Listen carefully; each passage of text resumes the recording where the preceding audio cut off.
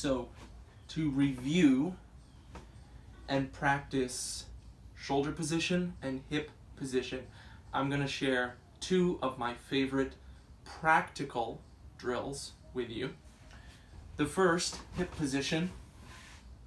I'm going to have you lay on your back.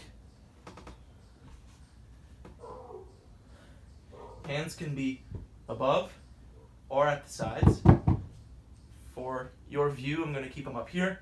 So first thing we're going to do is round or flatten the low back. So we're rounding the low back, flush with the floor. We're moving the pelvis into posterior tilt,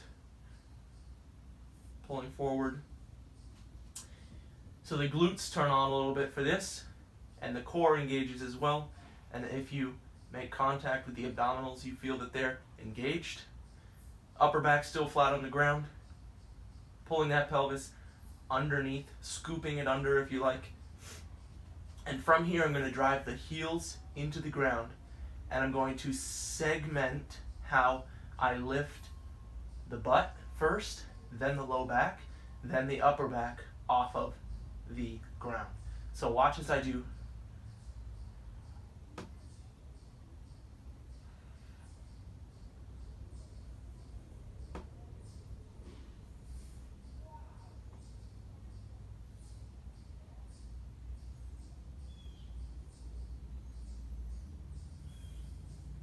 Now the goal is to get to the point where it's a perfect flat diagonal between the sternum or the chin and the top of the knee. You might feel, because you're maintaining that posterior tilt, some stretch across the hip flexor. That's a good sign. Once more, underneath, so I'm relaxed here, there's space. I'm going to flatten the low back and segment how I raise the spine and the butt off the floor.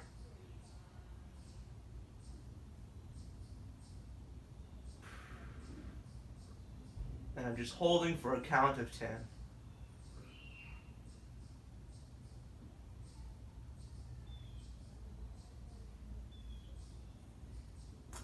That's hips. Now on to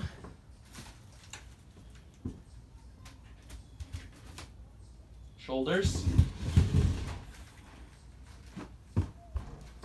We're going to take an object about knee height, and we're going to do the most well-known shoulder mobility position, flexibility position.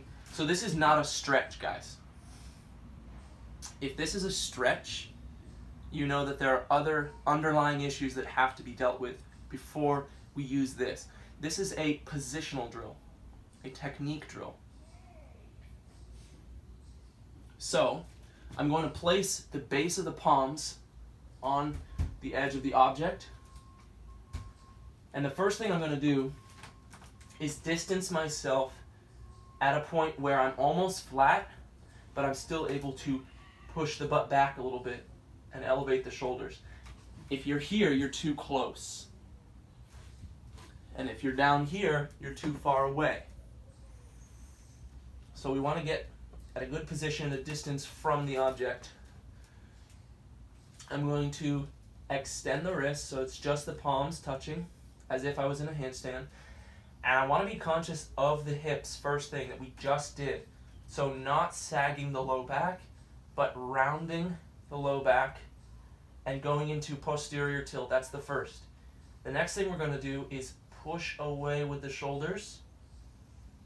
So I'm pushing away with the shoulders while I maintain that hip position of straight arms, keeping the wrists how they are.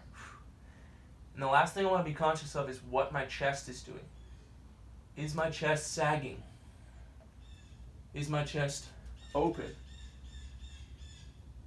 And if we can fix those two positional things, those two positional qualities, then what we end up with is this ideal shoulder position for handstand. Most importantly, keeping the ribs tucked in and I could even come up a little bit. I have flexible shoulders, so if you find yourself sinking, that's fine as long as you know your back is not arched. Tuck the pelvis underneath, push away in the shoulders, and we can even apply a little bit of down pressure as we elevate.